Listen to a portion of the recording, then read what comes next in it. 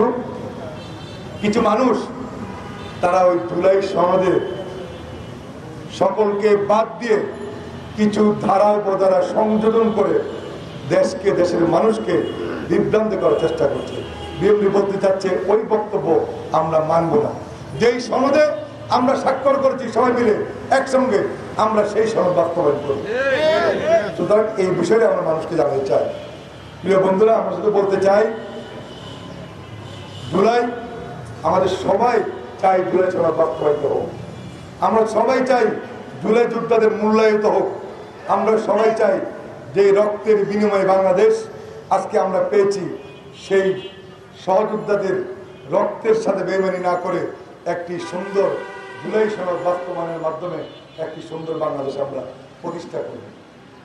আর যারা বিভ্রান্ত করছে, যারা এই জুলাই সনদ থেকে মিথ্যা তথ্য সংবাদ করে বাংলাদেশের রাজনীতির হাওয়া ঘোলাটে করার চেষ্টা করছে, তাদের বলতে চাই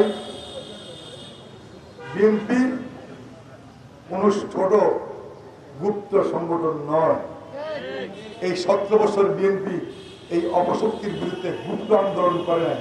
বিএনপি এদের বিরুদ্ধে রাজপথে আন্দোলন করছে, সংগ্রাম করছে, জীবন দিয়েছে। জুলাই সনদ বিএনপি সকলের ঐক্যমতের ভিত্তিতে যে জুলাই সনদ স্বাক্ষরিত হয়েছে সেই সনদ বাস্তবায়ন করবে। আপনারা জানেন এই স্বৈর শাসকের বিরুদ্ধে সারা বাংলাদেশের ছাত্র জনতা, শ্রমিক সবাই একসঙ্গে আন্দোলন করেছে, এদের পতন ঘটিয়েছে সবাই মিলে।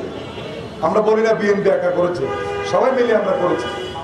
কিন্তু একটি গ্রুপ, কিছু পক্ষ, কিছু মানুষ এই জুলাই আন্দোলনটাকে তাদের নিজেদের আন্দোলন বলে তারা মানুষকে বলতে চায়।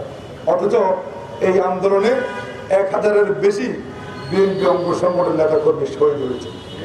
মার কাছে যদি মাসির গল্প বলে জাতিকে বিভ্রান্ত করার চেষ্টা করা হয়, তাহলে এই বিষয়ে অবশ্যই বিএনপি জনগণকে সাথে নিয়ে এই বিভ্রান্তি এবং মিথ্যা বক্তব্যের প্রতিবাদ করবে। তারই ধারাবাহিকতায় আজকে জুলাই সনদ নিয়ে আমরা লিফলেট বিতরণ করছি, জাতিকে সত্যিকারের তথ্য আমরা জানানোর চেষ্টা করছি।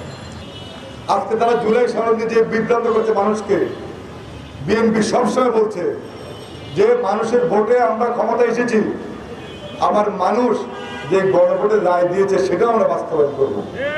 যে জুলাই সনদ সেটাও আমরা বাস্তবায়ন করব। যখন এই অপশক্তির পতনের পর সমস্ত রাজনৈতিক দলগুলো একসঙ্গে বসে সংসদের দক্ষিণ প্লাজায় সবাই মিলে একসঙ্গে ঐক্যমতের ভিত্তিতে জুলাই সনদ স্বাক্ষর করা হয়। বিএনপি বলছে আমরা সবাই মিলে যে সিদ্ধান্ত নিয়েছি কিভাবে জুলাই সনদ বাস্তবায়িত হবে এবং যে জুলাই সনদে আমরা স্বাক্ষর করেছি সেইভাবেই গণভোট এবং জুলাই সনদের কার্যক্রম সামনে এগিয়ে যাবে।